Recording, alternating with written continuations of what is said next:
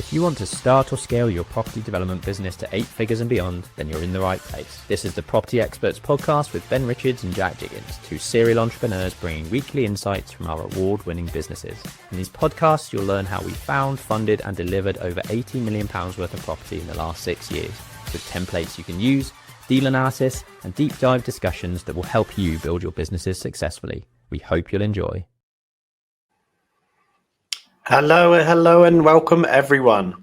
Surprise, surprise, it's me. I missed last week and Ben kindly took you guys on a journey through the bank, which we bought in January.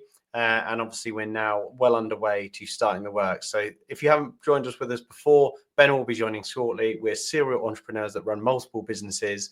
And in these weekly episodes, we want to come on, share our highs, share the lows, share the learnings, so that you guys don't make the same mistakes as us.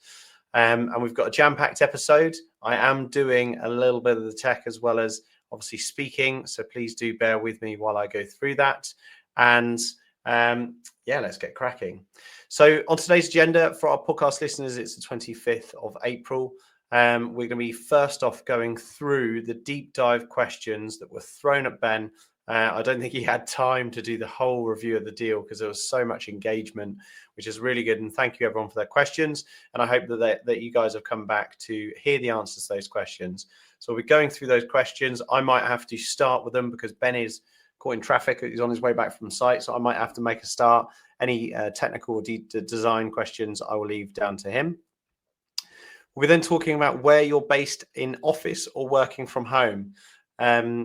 Interestingly, it's if you're running an office or you have an office space, it's sometimes a natural decision just to be based there. So we'll be going into what that looks like. We'll be talking about design optimization. We'll be also talking about where we're hiring in the company at the moment. So if you're one of our listeners and you'd love to come and work with us, there might be an opportunity there. We'll be talking about our social housing portfolio. And then going on to construction drawings for HMOs. And then last but not least, one of my favorite things to do as business owners is put chats on WhatsApp. We'll be going through using WhatsApp as a really effective communication tool as well. And please do remember, do ask questions live. It's free. You don't have to pay us to ask any questions. Challenge us with any questions. If you've been thinking, what has been your bottleneck this week? What has been the challenge that you've been faced that you want a solution for? Please put those questions in the comment section live and we will come to them at the end. So our goal as a group of businesses to deliver 1,000 homes and £1 billion worth of property in the UK, collaborating with our trusted investing partners. And we see ourselves as ambitious, transparent, and also creative. So I may actually leave some of these questions for Ben, and I may tackle some of them myself.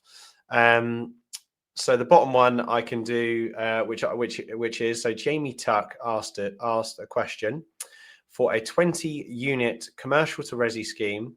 What's the typical timeline for the deal agreed and then contract signed to get the full green light to begin works, including all approvals and prep stages? So. Really good question. I'm going to assume that you're referring to, if you're questioning about this building, it would be a full planning application, which is how long is a piece of string.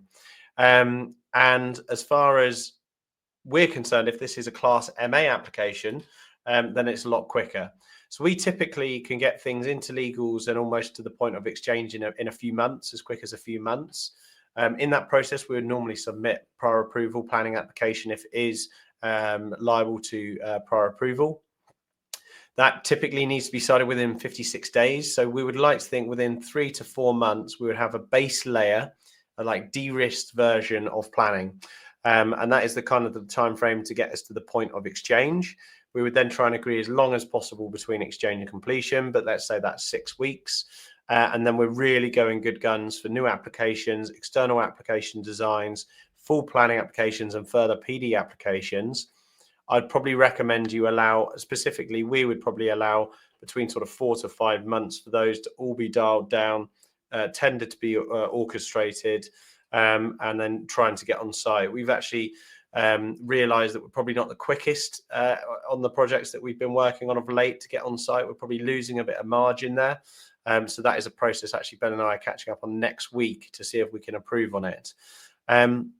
Depending on the complexity of the site, obviously the smaller the contract, the quicker you should be able to go to tender, instruct a contractor. The larger the project, normally the longer it takes. But realistically, once it's bought, I don't see any reason why you shouldn't be starting works at least within 6 months. That's major works. You may want to do a strip out before then, which will fall in as part of your which will be part of your tender process, really, because once you've stripped out, you can then actually get detailed design drawings done, structural engineering drawings done, and make sure that your tender is accurate. So about 6 months. I think Ben's coming in now. Next question: what specific site and building characteristics most increase the likelihood of obtaining Class MA or prior approval? Controversially, what factors most often lead to rejections at assessment stage? I could probably cover off that one as well. They're semi-planning heavy questions, but I'll give them a stab. Specific site buildings that are characteristic most increase the likelihood of obtaining Class MA. I would say the best buildings for Class MA planning permission are probably office buildings, specifically, that are probably post 60s, maybe even 70s. And then not as old as 20 years old, so into like up to the 2000, the noughties. Hi Ben, how you doing? How's the traffic? Hello. Yeah, been in a long day today. Lots of road traffic. I literally set off at like 7:30. Got back at just gone 5. I've visited Marlow, St Andrew's Court, the Old Maltings, and 8 High Street. But it's been good. I'm obviously on holiday next week, so I wanted to get some final site visits before I darted off to see how they're all progressing. But yeah, lots of good progress, thankfully. Good. So yeah, I'd say 60s to 70s build all the way up to the noughties. Any type of office building, I believe are best in good locations, not necessarily on industrial parks, a prime for Class MA. And then on the contrary, buildings that are potentially in debatable locations, buildings that may not be obvious Class E use. So we had an application refused actually in a place called Chertsey, where we eventually did get the change of use application approved, but it was more of a factory, and it was actually rejected on the grounds of floodings. That is quite unique in that particular location. But there was also the variable of its use as well, because of the noise generated from the machine and blah, blah, blah, blah. So I would also say controversial ones are obviously ones that you can't get planning on from a Class MA perspective. So listed buildings, other use classes like pubs. I don't know why anyone tackles pubs unless they're actually just going for it's like kind of the space around it. I think the great strategy is getting options on pubs where you don't lose any parking, but you get development in the garden maybe. But to actually get change of use on the pub itself, you know, it can take 10 years. So that for me is another one. So I would avoid trying to do Class MA on listed buildings and pubs. There's probably a few anomalies that we could push past in there, but not necessarily too complicated. Anything else? I think you said one of the big ones that I think people often get sucked into, and it is the types of office conversions where they literally are in the arse end of nowhere in an industrial estate.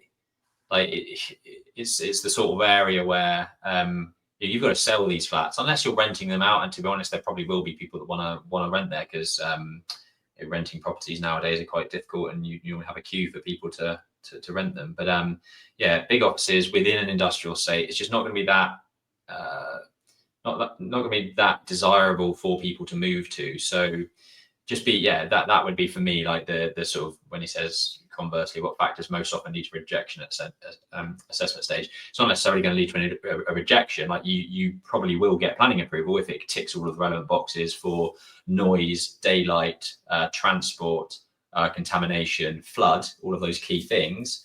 But ultimately, is it an area where you see the properties selling or renting at the levels that you expect? Because if it is in amongst an industrial estate, I don't think it's very desirable.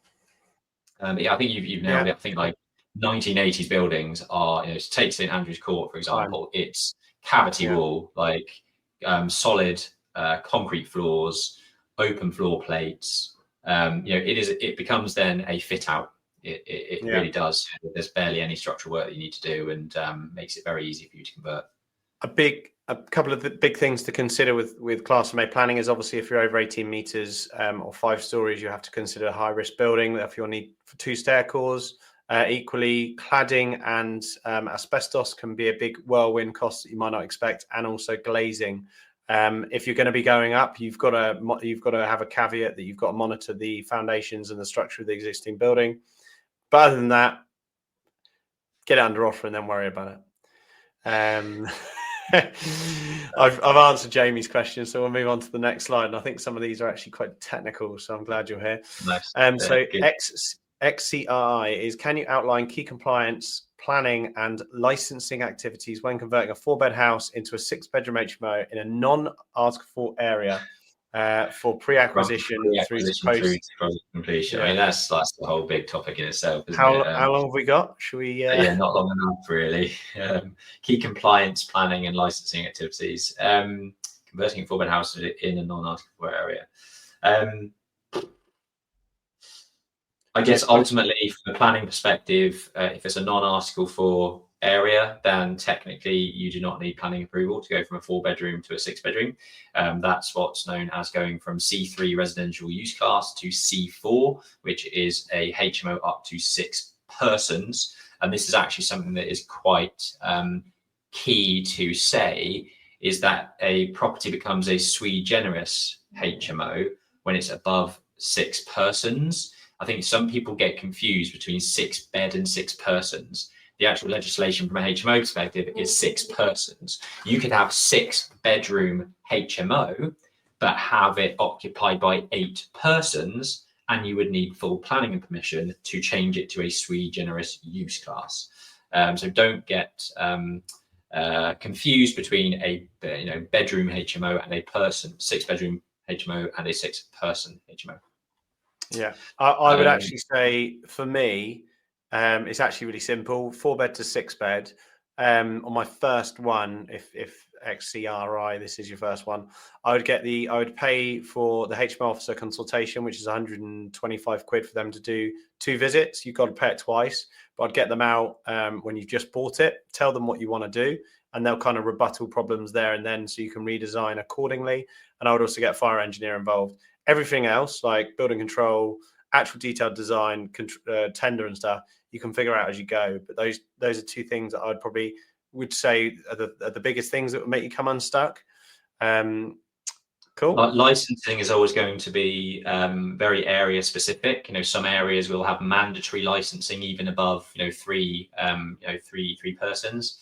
So you'll have to check your local guidance in terms of licensing. I think there's often a common misconception between all of the different parties that you're talking about here. The licensing team, tend to, they don't speak to the planning department, and the planning department don't speak to building regulation department. They are 3 independent bodies, and they each have their own requirements. And there are times where you won't require planning, but you do require licensing. And there'll be times where you do require planning, but you don't require a license. Likewise, there are times where building control is going to be more of an issue than than not. So I guess there are lots of things to consider. But depending on your location, depending on the amount of work you're doing as well to convert, and that's actually something we've been talking about recently, is Jack, with the latest building regulations. I know Rye Beaumont from Beaumont and Partners does a lot of HMOs up north. There are properties where he's converting even from a 4-bed to a 6-bed, I think, where building control are asking him to update insulation between walls and upgrading fire separation between different bedrooms and all this sort of stuff. And it can sometimes depend on how much work you're doing to the property. Like if you're completely gutting something and then repurposing it, building control might ask for more robust work. So they might actually ask you to upgrade the thermal fabric of the building, because I think the regulation states something like, if you are changing 25% of the area of an external wall, then they expect you to upgrade it to the latest Part L U value requirements, for example. So there's loads of nuances. Obviously, this is property, so there are huge amounts of nuance in everything that you do, and having the right team on board, your planning consultants, your architects, your fire engineers, that's why you need those specialists on board with the the projects that you work on. Cool. Done. Very good. Next. Next question is, converting a house to a 6-bed HMO, what construction and layout factors do you assess, e.g. GIA, layout, window count? Do you use any software or internal methods for quick feasibility? You obviously do this a lot. No. Yeah, I mean, for me, obviously you need a window in every habitable room. That is probably the big one. I always look at where the soil stacks are running, because that becomes a pain in the ass if you've got to run a soil stack to the back of a building. The way that we typically have a cookie cutter model is we always put the kitchen living space at the very rear of the house. So into the garden, obviously has a benefit of the garden.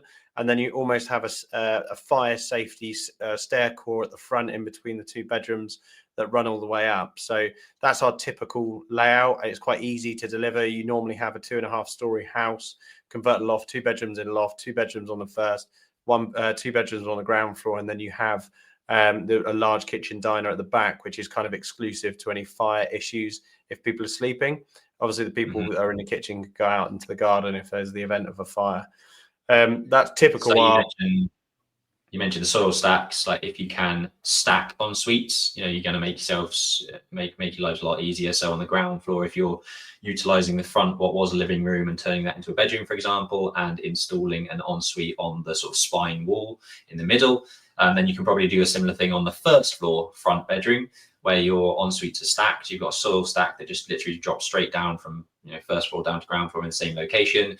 Your design of that ensuite is probably going to be exactly the same. Once one of your builders has done one of the ensuites, he's going to be super fast in doing the second one, and know where things go and where the towel radiator goes and what tile setting out he's going to be using and this sort of stuff. So you're just going to speed up the process and make it cheaper for yourself by stacking ensuites where you can. It's not always going to be possible, but not just stacking, backing them as well, because if you have 2 rooms next door to each other, that's also really, really useful.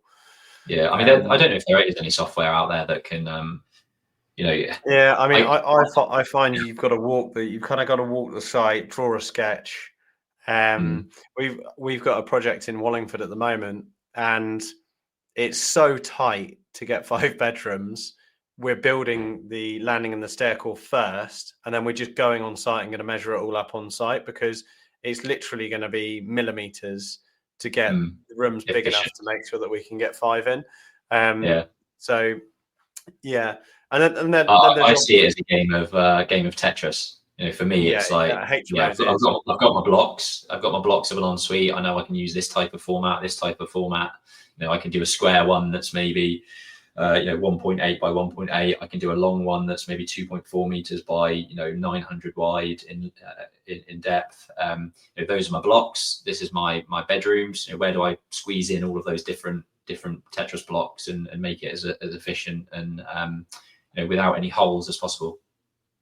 Yeah, completely agree with that. Cool. Should we throw this one into next? Sash Window Company has asked, with a large 1-bed London flat, can I convert to a 2-bed without going through planning? And even if it doesn't meet the 61 meter squared minimum space standards, if not, what do I have to focus on so I'm compliant? In short answer, no. You don't need planning. That sort of thing won't be classified as development under the National Planning Policy Framework. So typically, there are probably some instances where maybe you do need to seek it. If you're doing that type of thing, planning is one consideration, but you're also going to need to get the freeholder's consent. If it is a flat and a block of flats, you're going to need what's called a license to alter. So you're going to have to get consent from the freeholder to do those works. Again, this is what I would say probably 90% of the leases out there will state. There might be some old leases that state you don't have to get approval from the freeholder, but I very much doubt it. But in terms of doing that work, that was actually that type of thing, or development stroke investment, was the very first thing that I did. My first flat that I ever bought 12 years ago was a 1-bedroom flat. I put a partition in the middle of the large living room, created a second bedroom. And you know, I took that flat from, I think I bought it from 125 grand pretty much overnight, added about 30 grand's worth of value from about 3 grand spend.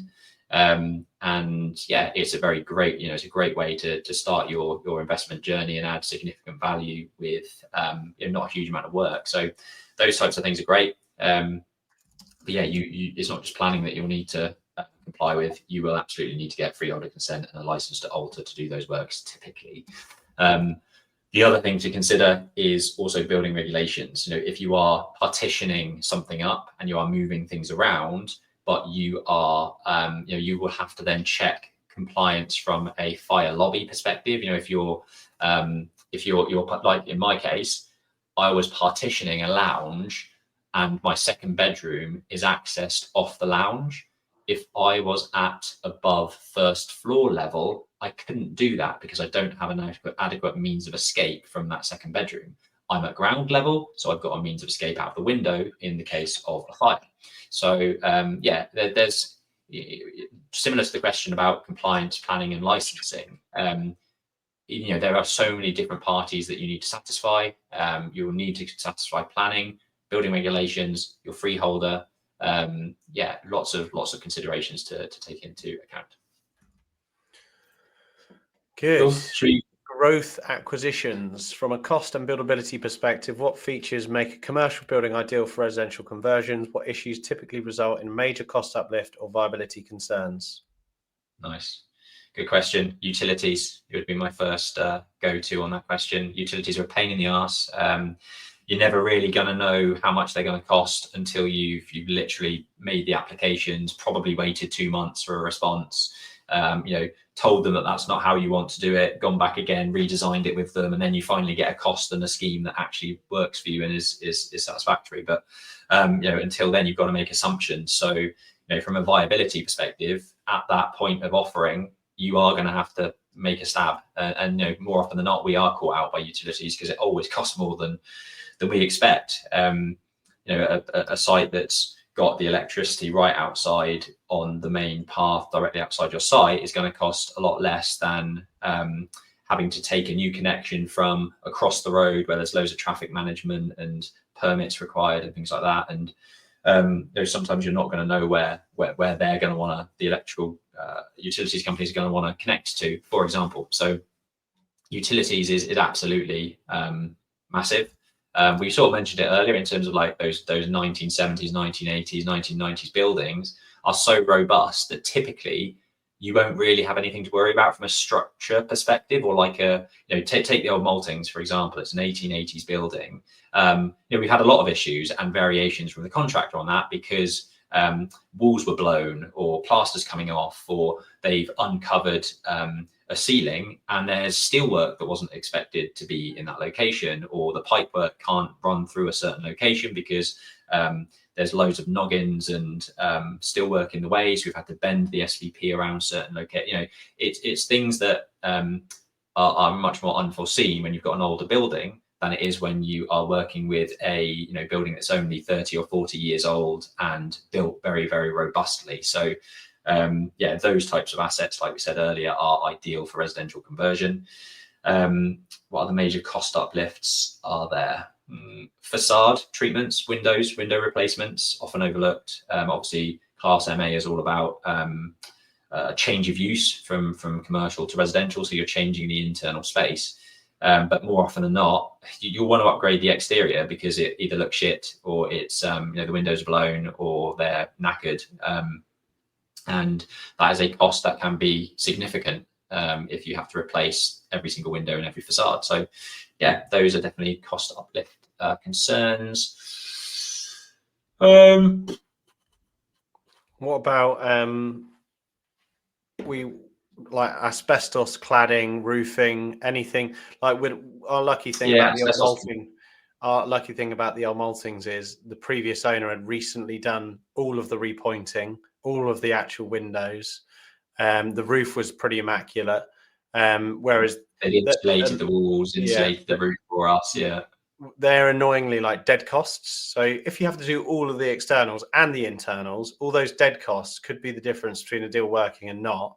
So making sure you get those figures, because repointing a building is so time consuming, so expensive, really messy. And by the time it comes back down, it doesn't really look any different. I mean, I would be able to tell, but buyers wouldn't. So that's a huge cost for nothing back. Yeah, I think. I mean, I would say, going back to my first one, it's utilities. I think is the biggest one. Making sure that you can get the utilities that you need for your conversion onto site as soon as possible, and booking in those utilities so that when the eventual and inevitable delays happen by Thames Water or the likes, you've got plenty of time to make sure that it's being installed in decent time frame. And unfortunately, on a lot of our schemes, that hasn't happened, and it's delayed us massively. So, yeah, I think that's probably answered that one. Slash Windows Cambridge Company again. What design or spec features have you found most effective in increasing rent levels for HMO rooms, e.g., ensuites, kitchenettes, no oven/hob, basins, USB ports, or built-in Ethernet? I think there's a lot of things that probably actually don't make a massive difference, but help them let faster and make a better sort of make it a better product for people, but maybe potentially negligible in terms of actual, does a USB port in a bedroom add any rent? Yeah, probably not. We do it just because it's like we're doing back-to-brick construction, right? So for us to spend an extra £8 a corner in a bedroom, you're going to get it. It's not really going to touch the size on your construction costs. So I'd highly recommend en-suites as many as you can, especially with the new legislation that's came in to say that there's not going to be banding for private HMOs. I would say hobs or kitchenettes is a good question. I personally would only consider it if the rooms are over like 14, 15 meters squared. I think once they're smaller than that, you're kind of really pushing the boundaries of like terrible accommodation and when someone's cooking next to their pillow. But again, do your homework on that. But we just stick with just en suites. We do fit USB ports, and we do try and get really fast Wi-Fi. But we don't. Yeah, we don't tend to Ethernet. Yeah. Yeah, most people nowadays want that speed. I think the biggest one is en suites, like you said. Like we always have this conversation. Like there's been times in some of our flats, from a design perspective, where I could get a larger bedroom and one en suite, or I could get an extra bedroom out of that large size bedroom, and you have one smaller bedroom but it has an en suite, but you have an extra bedroom itself. So instead of it being maybe £900 a month, you're then getting two units, which are one's maybe £650 and the other one's £750. Well, you've already increased things by £500 there by having the two bedrooms and making a larger bedroom into two smaller ones. But if you can get en suites in, I do think certainly in our areas, they probably add £75 at least per month, maybe £100. Yeah, I mean the way I see an en suite is even more than that. Like a non-en suite in our accommodation, like 750 to 800, and you're going to get 850 to 950 for an en-suite. So if you work out, that's just like £100, and you work that out per month. So then you're basically then going to get an extra 1,200 per year. And during construction, en-suites shouldn't cost more than a few grand. So it's paid off in a couple of years. It also boosts your yield valuation, or gives you a bit of a chance for your valuation to go up. So yeah, all the way along, all the suites you can. Nice. So a few more questions coming in. These are good. Obviously, we're focusing a lot on HMOs and commercial conversions, which is something we've done a huge amount of. What returns do you look for on HMOs? Please share a breakdown from gross to net, including all costs and the actual cash return to you after maintenance, bills, voids, mortgage, investor payments. I mean, I guess at the moment, you've just thrown this question in there, so I haven't had time to prepare. But in terms of returns, I mean, from a gross yield perspective, we want somewhere between like 8 to 10% in the areas that we're in. Is that about right? Yeah, I mean, I don't really even look at gross yield. So the most important figures we look at when it's solely HMOs, it's slightly different when Ben and I are doing HMOs in our developments. But we always want to target a minimum of 20% return on cash left in, which is quite typical in a high capital value area. We also then want to see over 10% return on equity. So the equity is the profit if you were to sell it when you finished it. The reason that's got to be over 10% is because if you're not getting 10%, it's a poor return on the equity that is opportunity cost. We also want to see a minimum hurdle of 1K across the house or flat. That just enables you're not doing really, really small deals, because we've had some HMOs that hit the hurdles of 20% return on cash, 10% return on equity, but it's like 600, 700 quid net, and it's just not worth all the aggro of all the legal work and building that in. And that's pretty much it, to be fair, because once you have those metrics dialed down, it kind of does the talking for everything else. So it's a good enough size to warrant you doing it. You're making a minimum of a net 1K net per month. You know that if you've brought in investor money at 10, 12%, it can sustain that because your income's 20% on cash left in, and you know that your money that's stuck in is going up in value as well.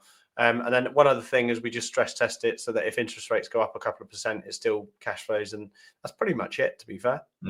If I were to take one of our 5-bed HMOs in Abingdon, we get about 3.5 grand rental income a month, and our net after that is about 1,400 quid. So you know, we're basically netting 40%, around 40% of our gross. So that's inclusive of maintenance bills, voids, mortgage payments. So yeah, netting about 40% of our gross income. Yeah. Good. Yeah. Jamie Tuck, if you don't have an in-house architectural practice, how can you keep architectural and planning consultant costs lean on the commercial to residential project? Yeah, I mean, you know, ultimately, you know, I'm going to be biased here because I run an architectural practice, but you know, the amount of value that architect or planning consultant will add is massive. You know, you should be willing to pay money to get that, because that is what is going to unlock the potential for you in terms of being efficient, you know, reducing that GIA to NIA ratio, you know, decreasing dead space and increasing net saleable area. You know, all of that skill set is what's going to bring that project to life for you. In terms of, you don't want to be spending loads of money up front if you haven't secured the project by getting in planning consultants and architects to look at that early stage.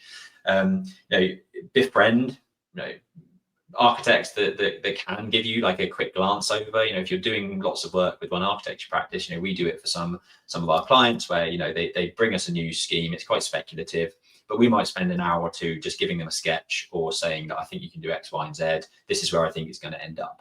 Now, in reality, and we've spoken about this actually a lot recently with some of our mentees and on some of the business coaching that we've been doing, from like a fag packet appraisal perspective, you almost, when you're first analysing a commercial to resi conversion deal, you don't really need an architect. It sort of comes down to the numbers. And if I give you a very brief high level of what I mean there, it's let's say you've got a 10,000 square foot office that you want to convert, we would take 85% of that space as being net saleable area. So basically your wastage is about 15%. Now, I will always try and get that a lot higher than that by reducing dead space, reducing plant areas, reducing stair cores, reducing lifts, and just being efficient with the floor space.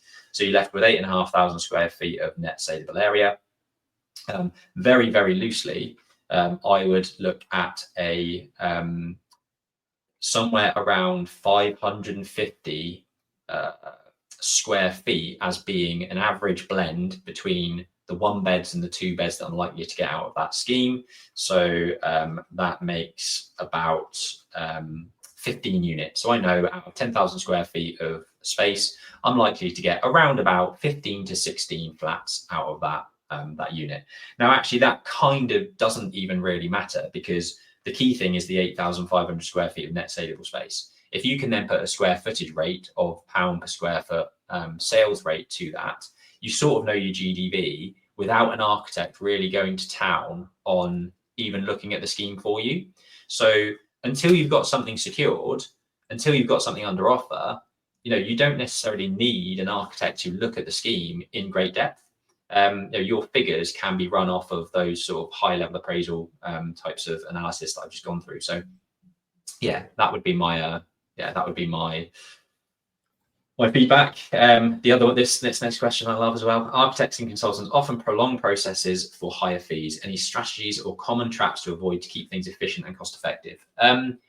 I've got a really contrary view on this. Like I know from running Aura, I don't want prolonged projects. I have projects, I have work coming in.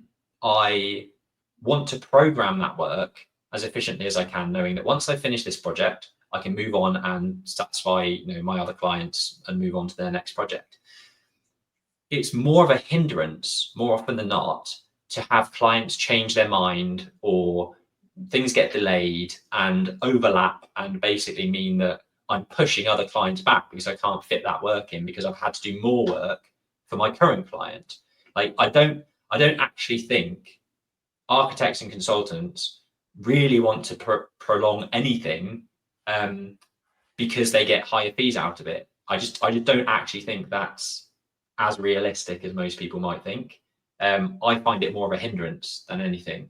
I guess if you're shy on work and you want to drag something out, then yeah, maybe the consultant might be trying to drag things out more. But I just honestly don't think that is that big a thing. But I mean, in terms of keeping things efficient and cost effective, getting a robust scope of works agreed at the start. This is what they're going to do for X amount of money. But the reality is that the type of work that they're doing, it's a creative process. And I talked about this a couple of weeks ago in terms of I love the XP Surveys business model because we are in and out. We do the survey, we do the drawings, we output the scheme, we move on to our next project. It's productized to a certain degree. When you're talking about planning consultancy, architecture, you've got to go through the planning process. You've got concept design, you've got feasibility. There's so many subjective pieces of that pie where clients change their mind, scope creeps, planning officers ask for more information, planning consultant says, oh, actually, I don't think you should do this, you should change it. It's not as black and white as going in, doing something and then being out the other side. So I think it's incredibly difficult, to be honest. Having run an architecture practice, it's a horror. People think that architects make a shitload of money. I can categorically tell you, there's a lot of information that I've read from people that have architectural sort of invoicing software and project management tools and software. The average architectural practice in the UK, if they're doing well, will make 15% margin. 15%. That is not a high margin business whatsoever. It is extremely difficult, and certainly over the last couple of years, it's almost been a race to the bottom because you've got big players like Resi, AI coming in to make things a lot more streamlined. People don't value the work that architects do anymore, and it's a shame because I know there's huge amounts of value that we can bring to schemes. Yeah, a bit of a rant. Hope this answered some of it, but yeah, that's my thoughts. Jack, any thoughts on yeah, that? I mean, the easiest answer is agree the scope and do it on price work. Evidently, there might be iterations and changes, but it's part of the parcel. Like the interesting thing about that question is architects and consultants often prolong their process for higher fees. It's kind of like, what would you do in any case? Tender it and work with someone and talk about continuity of work. The benefit as a consultant. So let's talk about our surveying business. Let's say a client comes back. It actually happened today. Client came back and said, you're marginally overpriced over someone else, but I know there's continuity of work. So you may end up building a relationship with that person rather than just building a price relationship with that person. So all I would say is build a replicable cookie cutter process so that if you're trying to work with someone to continue working with them. And I think that's quite important as well. Nice.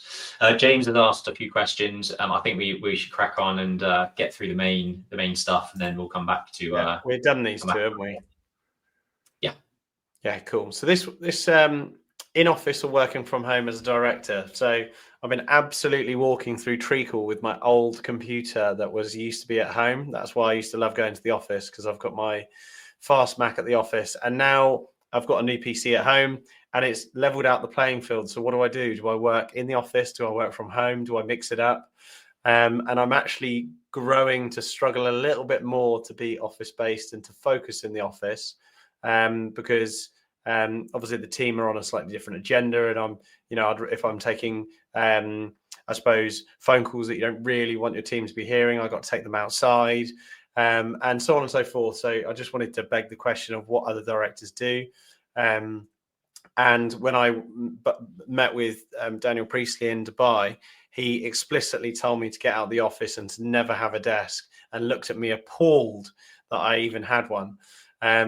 So interestingly, just bring it up for you guys to sort of ponder and see where you spend your time, and is that time valuable in that space? And I suppose it depends on like balance, how much pressure you're under, how much social and culture aspect you also want in the office. I do think it is important to build a culture within the working space, and you know, people seeing you in the office working to, you know, always leaving late is good. You know, that is installing a good culture into your team. But on the counter side, if it makes you more unproductive, who is the real sort of winner at the end of that? So yeah, we'll see how we get on. Maybe we'll touch back on it, but my plan is to be a lot more working from home, but probably still the majority in the office space. And I mean, I always do my podcasts and interviews and these lives at home, because carnage Friday afternoon in the office.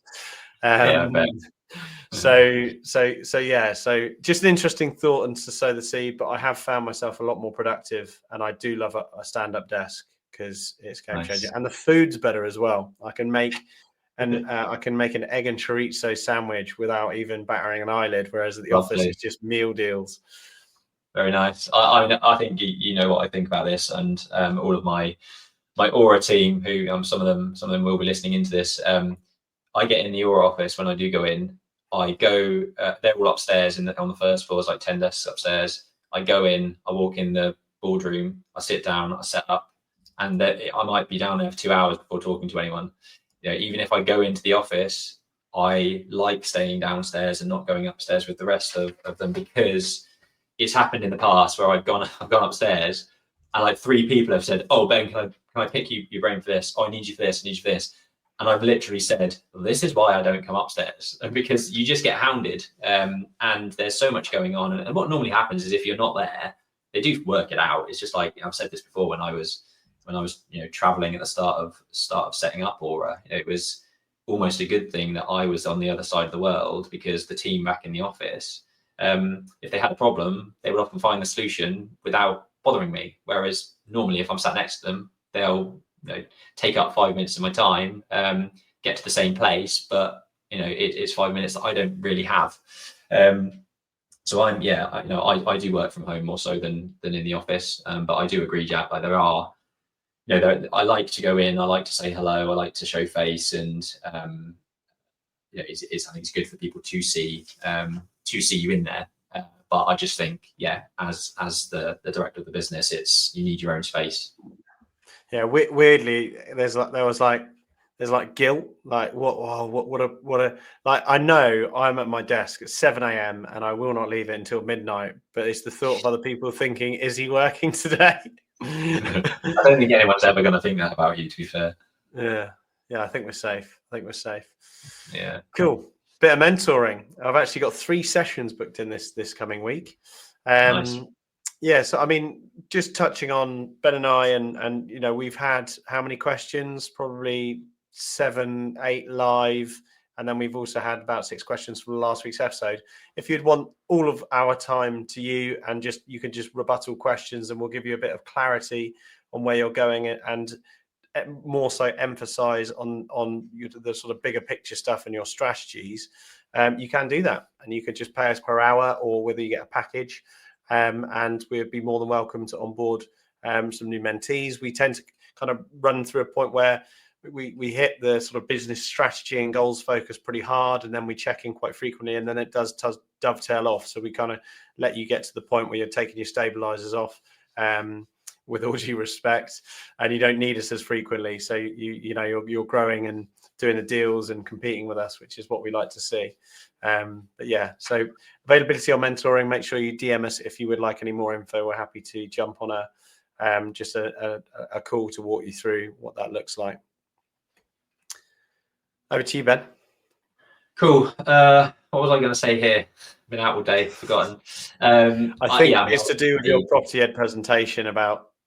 Yeah, so I mean, moving on from that, like mentorship and business coaching side of stuff, you know, we've mentioned over the last couple of weeks, we are busily in the background working with Tyler to build and launch a collaboration between Property Ed and XP Property to form more of a 12-month sort of development mastermind type program. Everything from start to finish to start and scale your property development business, and throwing in a lot of things around not just the property development side of stuff, but business, business ownership, entrepreneurship, social media, personal brand, mindset, goals, all that type of stuff that you're going to need to be successful in any business venture that you go into. And this week was all about design optimization.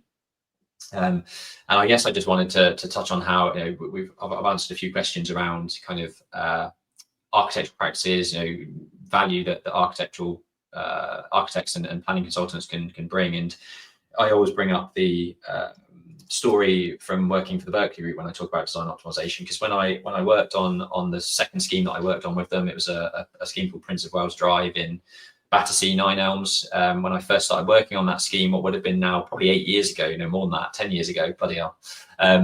It started as 836 flats, and it was a mixed use, like commercial, on the ground floor of the relevant blocks. It had a double-story spa and single-story basement across the whole site. But it had 836 residential units, and within 6 months, our job was to, as always, kind of sweat the asset, optimize the scheme. We worked with our architects, we worked with the structural engineers, the mechanical electrical engineers, the landscape architects, to basically take that 836 unit scheme to 955 units without altering or changing the massing or elevations of the blocks on the sites. There were 12 blocks. They were of a certain size, certain mass. We didn't extend that mass whatsoever. We just trimmed the fat, took it from 836 to 955 units, and almost added basically close to £100 million worth of value to the GDV, which, that is a process, that is a paperwork exercise. But when you're working with good consultants, you're working with people that understand the commerciality of property development and aren't just in it for design focus and over designing things, making rooms too big, making flats too big and oversizing them, being efficient, understanding the commercial aspects of a development. That is the type of thing that design optimization can give to you. So yeah, I went through all the various ways in which you can use in your schemes to optimize GDV, minimize build costs. So if that is the type of thing that you want to learn, reach out. We can send you details around the collaboration between Property Ed and XP Property. And yeah, comment developer down below, and we will send you more information about the development mastermind that we will be fully launching very, very soon. That was it. Cool. And if you do get value from these podcasts, I did read a couple of reviews at about 3 o'clock in the morning last night when Teddy was waking, just to see who has left us some reviews. Mac, legend, obviously, left us a fantastic review. Peter Wayne, I know you're always tuning in, a fantastic review on Apple Podcasts. Maybe we'll bring them up on screen next week. But we do appreciate all of the reviews and the ratings that we get on Spotify. If you do enjoy this, please just drop a like down below. If you're listening on Spotify, drop a heart, drop a follow. Anything you can do to help the algorithm share us wider. And the best thing for you to do is to just share it. Share it with your property WhatsApp groups, with your mum, your dad, your friends, anyone that you think would get value from learning from business owners and property developers that are literally sort of here every week, every Friday at 5 p.m. and then repurposing the video podcast into audio format to launch every Monday at 5 a.m. now. So you can listen to us on your way to work on a Monday in audio format across all the various platforms. So yeah, rate us, review us. We would love your feedback. Hiring PM and acquisition. So I don't actually know if we shared this much, but Central Suites are in the running to hire a project manager. We just got too many projects that are going on, and we would love to bring someone in to help us manage those projects. So if you know anyone that's got any project management, building surveying, quantity surveying, project delivery, any form of design experience, and looking for work local to Oxfordshire, It's more of like a junior role. So if you also don't have much experience, that's also considered. And yeah, we're looking for someone to come and join the team because we actually have more requirements for housing than we can actually deliver at the moment. So reach out to us. And then equally, we're sadly losing our acquisitions guy, which is Aaron. He's been absolutely phenomenal for us, and he's going to stay on board to train whoever's coming in next on our ways of doing things. But if you've got any background in property acquisitions, maybe even town planning or understanding the planning processes, then it would be good to hear from you as well. So reach out, or if you know anyone, we would love to be introduced. We've had quite a few successful hires from our own network, and it always means that people come warm in with a good reference and tend to know a little bit more about what they want out of the role and already know us. So yeah, we'd much rather hire from our own network than just floating it onto a job board. But equally, sometimes the right people come through there too. Nice. Cool. Just another sort of touch base on our social housing portfolio. It is still something we are actively looking to sell or recapitalise with. It's a £16 million plus portfolio. There are various other sort of tickets whereby we can bring in a smaller amount of funds to essentially purchase a smaller shareholding in the portfolio and run it with us.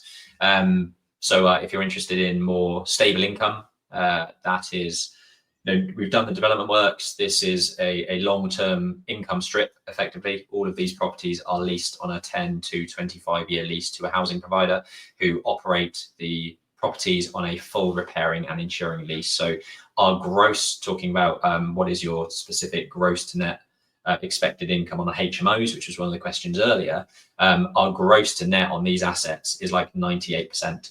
There's a bit of accounting work and some ad hoc management that's needed on these assets, but because they're full repairing and insuring, our gross income that comes in is our net. Cool. Next. Cool. Drawings for HMOs. So we actually talked quite a lot about this just now. And as everyone will see, this is the exact layout that I was talking about when someone's asked what is the perfect type of house. And this is pretty much it. We're actually going for a 7th bedroom in the loft. But the reason I brought this up is because there's been a few conversations and questions around like detailed design and accurate drawings for HMOs. And quite frankly, quite often we don't go to detailed designing drawings because a lot of what you can do on, we've actually had builders that just wouldn't follow them anyway.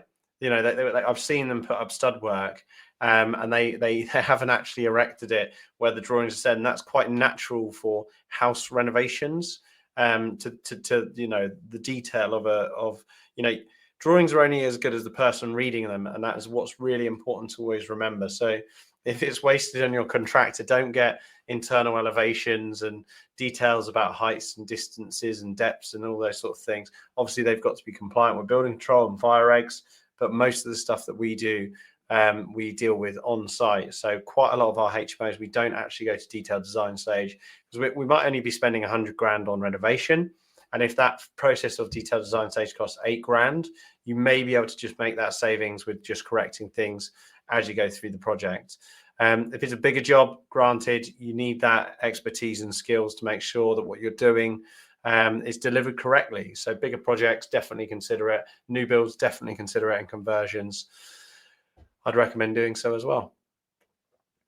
Cool. We have a 0 referral bonus. We've actually had a few people use this now, which is amazing. So you get 90% off your first 6 months just by using this code, which is bit.ly/3 capital C, capital R, capital P. I think that's a L, lowercase l, lowercase h, and either a 0 or an O. I never get it when people put It's down below in the description. Yeah. I mean, little pet peeve of mine, do not put capital O's or zeros in codes because you don't know the fucking difference. And that is an easy slip up. Anyway, Vogue and WhatsApp. I've been loving this recently. I don't know if you've noticed, Ben, but Ben and I are in we're in joint ventures with multiple decision makers, and it is an absolute nightmare getting any decisions made. And I constantly feel like I've made I've made a decision that there's 3 options in my head. I've picked my favorite. I want to get on and get going with it. But then I've got to wait for 4 people's availability to actually confirm that they want that. And that sometimes takes days, believe it or not. And it really winds me up. And it's more, they're busy and that's fine. But it's more that, I'm just used to chatting with Ben or making decisions directly myself. So WhatsApp polling is great for this. So whether you're organizing some pizzas, or whether you're picking what time to meet, or what time to Zoom, or whether you're actually just saying, shall I send this out? Yes or no. It's a line in the sand for you all making a vote, and majority vote normally wins, depending on your structure in your articles of association or shareholders agreement. But I find it really, really, really useful because it sort of pokes everyone to make a decision and tap something. And I've been finding it really efficient now with the group of partners that we have. So really useful. Make sure you use it, and it's a simple process to do. It sometimes does bite you in the arse though, and I'm going to explain why. So there's one on here which let me choose a name for next development. And this was actually a development where I said that if it came with this name, I'm leaving the company. And I got outvoted, and we're calling our building the Old Surgery, which is still not over. Still not over. I voted Churchill for the Old Rise. Surgery. Churchill Rise. Look at that. That's brilliant name. No, but we've gone with the Old Surgery. We've got the old Maltings, the Old Surgery. People are going to love staying there, especially on Halloween. That's what it is. That's exactly what it says on the tin. We're back round to potentially do James's question if you got time. Nice. Yeah, quickly. We'll finish off with this one. I mean, this one, he sounds like he's basically applying for our acquisitions role, basically. Do you have any advice on how I could earn some extra money? My skills include reviewing new build development deals, as well as analysing operational refurbishment property deals. I've also assisted on several large refinancing projects totaling £40 million and 2 development loans worth £10 million. I'm looking for something that could generate additional cash flow alongside my current job. Any ideas? Arbitrage, eBay.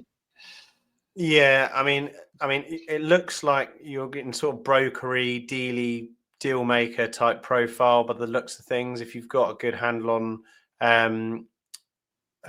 large refinancing projects you could either go down the route of in my opinion, I think it actually matters about what you want to do when you leave that job. Because if you're in a current job and you're working for someone else and you're like, right, I want to leave this job and I want to go into developments, I'd probably focus on maybe brokering development deals or JVing on development deals outside of work. If you wanted to move into the finance space, which you've obviously got experience in, I would then start basically looking at how you can work and learn in the finance space, which might be setting up your own brokerage, doing the small little deals to start with, building relationships with banks, maybe even sending people to banks that you actually get referral fees if you send that, so you can contact loads of lenders that you might already know and just do a bit more of that. I mean, it sounds like you're on the right path. I think what I would say is just make sure it kind of reflects what you actually want to be doing after your current job.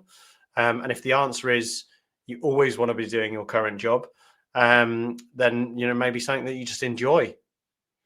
Yeah, I mean, I sort of think of this as when I was working for the Berkeley Group. I set up Aura, whilst working for the Berkeley Group, and started to make additional cash with just some like planning application drawings, and some friends of friends would come to me and say, they know my background, they see what I do, they want to do a loft extension. So I'm using my skill set. I've set up a limited company in the background. I'm starting to cut my teeth in terms of understanding how setting up companies works, directorships, how accounting structures work, tax, winning work, how do I invoice for it? All of those things were great for me, I feel, where I'm in full-time employment, but I'm earning some cash on the side whilst also starting to build up an understanding of how businesses operate on a small scale, so that when I do finally jump ship and start my own thing, I've cut my teeth and I'm a little bit further ahead. So like Jack says, if there is things that you can do that is eventually where you want to end up, and it does sound like that, either sourcing opportunities or analyzing deals for other people, or being that broker between somebody that's got a deal, needs it analyzed, you've got the connections with the funding houses, raising capital for other people, that type of thing. There's probably a few ways in which you can monetize that skill set outside of your main work. But like Jack says, it's it makes sense to do something which is related to eventually where you want to end up. Otherwise, having cash is one thing as a side hustle, but if you're looking to jump ship from your main line of work, then you sort of want to be doing it, doing what you want to be doing on the side before you then jump ship fully into full time. Cool. I think we are gonna call it a day there. We'll just hit the hour mark. James, I realised that you asked this question last week, so I'm screenshotting it as we speak and sending it into our marketing group so that it's a reminder for next week to put this on the list of questions to ask. For those that want to tune in next week, you will find out how an assisted sale arrangement works. James has asked where you fund and carry out works and then split the uplifted value on sale. What are the most effective legal mechanisms for securing your position? How do you protect against the risk of the seller walking away or refusing to share profits once the value has been added and the works are complete? And what sort of profit split do you typically aim for on a typical deal like this? So tune in next week to find our answers to that great question, James. Thank you very much. And Jordan, as always, thanks for tuning in. Have a good weekend, everyone, and see you on the other side. Bye. Thank you very much.